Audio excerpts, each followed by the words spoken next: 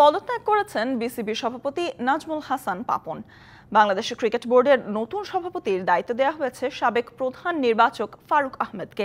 সচিবালয়ে বিসিবির চলমান বোর্ড সভায় এসেছে এই সিদ্ধান্ত। সকালে বোর্ডের সভায় যোগ দেন নতুন বোর্ড সভাপতি ফারুক। যদিও সশরীরে যুক্ত হননি নাজমুল হাসান পাপন, অনলাইনে যোগ দিয়ে নিজের পদত্যাগের কথা জানান তিনি। যদিও আগে থেকেই চূড়ান্ত হয়েছিল পাপনের পদত্যাগের কথা, আজ বাকি ছিল শুধুই আনুষ্ঠানিকতা। এ নিয়ে আরো বিস্তারিত জানাতে সচিবালয় থেকে আমাদের সাথে যুক্ত হচ্ছেন সহকর্মী মামুনুর রশিদ।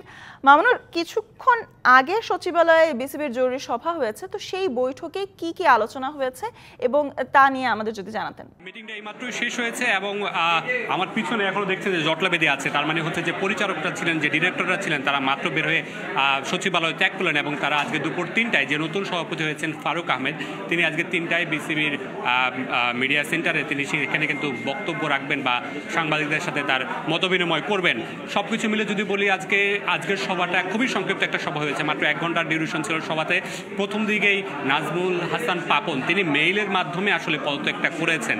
তিনি আসলে সরাসরি আসতে পারেনি, তিনি দেশের বাইরে আছেন। তিনি মেইলের মাধ্যমে পদত্যাগ করার পরে যেই যারা আছেন আজকে সরাসরি 8 জন ডিরেক্টর, আগের কমিটির 8 জন ডিরেক্টর সরাসরি আজকে বোর্ড মিটিংয়ে উপস্থিত ছিলেন এবং 2 জন এনএসসি থেকে নিয়োগপ্রাপ্ত 2 জন, তারা ছিলেন ফারুক আহমেদ এবং নাজমুল আবেদিন ফাহিম। এই 2 জন ছিলেন আজকে তাদের সাথে।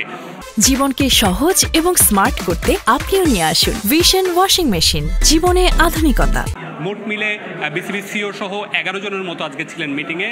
সেখানে সর্বসম্মতিক্রমে সিদ্ধান্ত হয়েছে ফারুক আহমেদ বাংলাদেশ ক্রিকেট বোর্ডের পরবর্তী সভাপতি, এবং যারা বাকিরা আছেন তারা আপাতত এই বোর্ডে থাকবেন, এই কমিটিতে থাকবেন এবং তারা সামনে ডিরেক্টর হিসেবে কাজ এগিয়ে নিয়ে যাবেন। যে নাজমুল আবেদিন ফাহিম, তিনিও কিন্তু ডিরেক্টর হিসেবে যুক্ত হয়েছেন এই কমিটিতে, পুনর্গঠিত এই কমিটিতে, এবং তারা কিন্তু এই কার্যক্রমটা চালিয়ে যাবেন। ভবিষ্যতে বাংলাদেশের ক্রিকেটের কি রূপরেখা, সেই রূপরেখাটা তারা তৈরি করবেন। ক্রিকেটকে কীভাবে এগিয়ে নেওয়া যায় সেই কাজটা তারা করতে চান এবং তারা ইতিমধ্যে আমরা যতটুকু জানি যে একটা রূপরেখা তৈরিও করে ফেলেছেন।